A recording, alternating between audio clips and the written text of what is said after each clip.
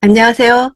다윗이 아들을 잃고 암몬의 전쟁에서 승리합니다. 오늘 본문은 사무엘하 12장 16절에서 31절입니다. 16절. 다윗은 아이를 위해 하나님께 간절히 기도했습니다. 그는 금식하고 집으로 들어가서 땅바닥에 엎드려 밤을 지새웠습니다.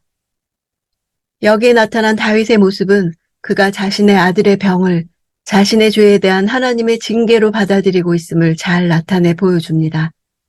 그러므로 중병에 걸린 아들을 위해 인간적인 수단에 의지하지 않고 하나님께 간구하며 금식했습니다. 이 일이 하나님으로부터 비롯된 일이기에 하나님으로부터 해결받으려 했던 것입니다. 금식은 철저한 자기 부인과 하나님께 대한 전적인 의뢰를 보여주는 신앙 고백의 행위로 볼 수 있습니다. 땅바닥에 엎드리는 행동은 더 이상 낮아질 데가 없을 만큼 최대한으로 자신을 낮추는 행위입니다. 17절.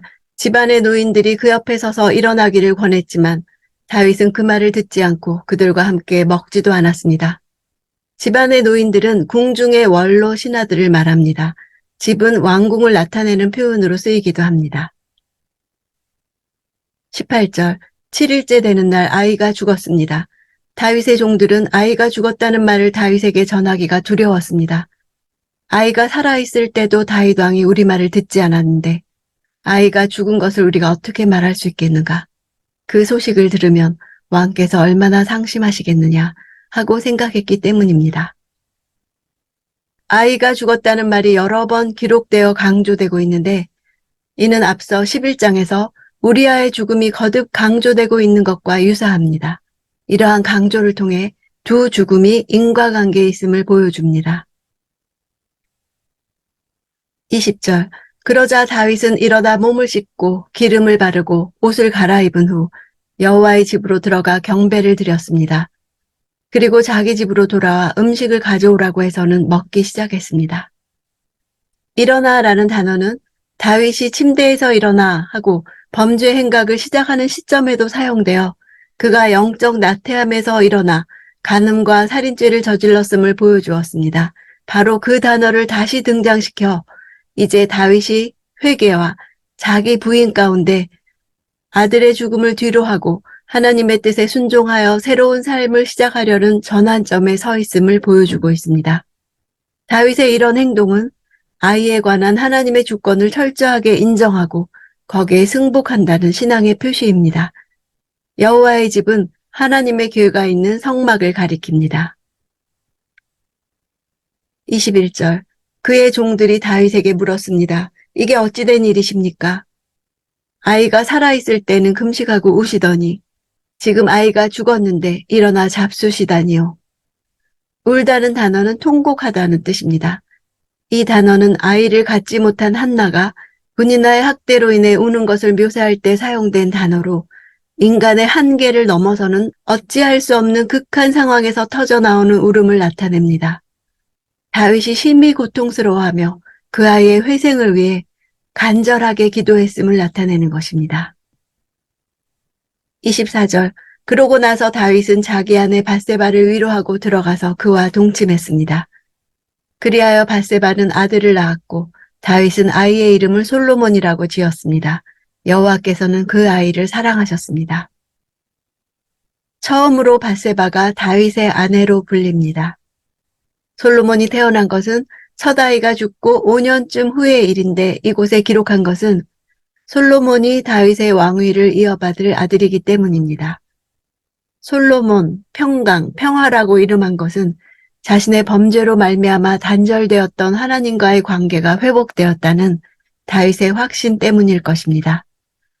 솔로몬 앞에 3명의 형들의 명단이 나왔는데 다른 세 아들은 제쳐놓고 솔로몬의 탄생 기사만을 기록하는 이유는 그를 통해 다윗 언약을 지켜나가셨기 때문입니다. 25절.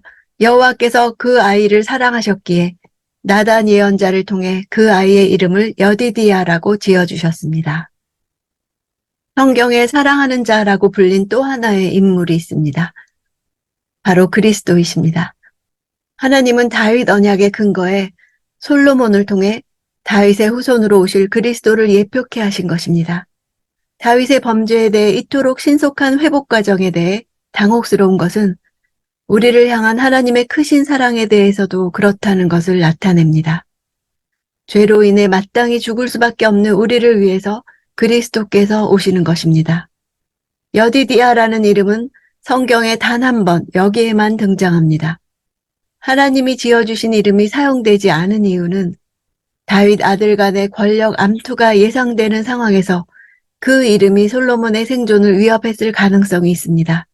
이 때문에 밧세바는 그 이름으로 부르는 것을 경계했을 것입니다. 27절. 그러고 나서 요압은 다윗에게 심부름꾼을 보내 말했습니다. 제가 랍바와 싸워 도성으로 들어가는 급수 지역을 빼앗았습니다. 보내다라는 동사가 요압을 주어로 나타났습니다. 요압은 보내는 행위의 주체로 등장해 다윗에게 명령을 내립니다. 랍바성은 왕족들이 거주하는 성이었으며 물들의 성이라는 별칭을 가지고 있었습니다. 이는 랍바성이 야복강으로부터 흘러들어온 물을 저장하여 주변 성읍들에 공급하는 역할을 했기 때문입니다. 28절. 그러니 왕께서는 이제 남은 군사들을 모아 성을 에워싸 함락시키십시오. 제가 이 성을 함락시키면 이 성에 제 이름이 붙을까 두렵습니다.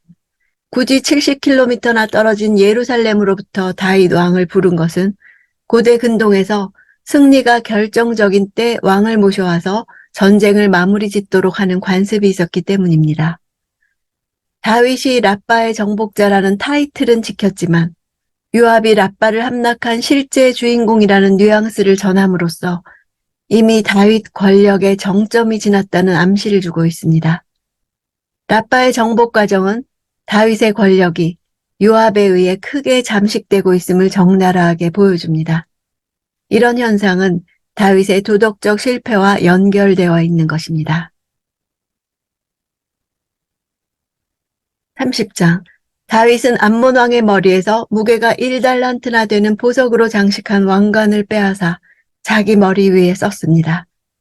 다윗은 그 성에서 엄청나게 많은 전리품을 가져왔고 34kg이나 하는 왕관은 왕이 일상적으로 착용한 것이 아니라 선왕의 동상이나 암몬 사람들의 신 밀곰의 동상에 장식으로 씌워둔 것입니다.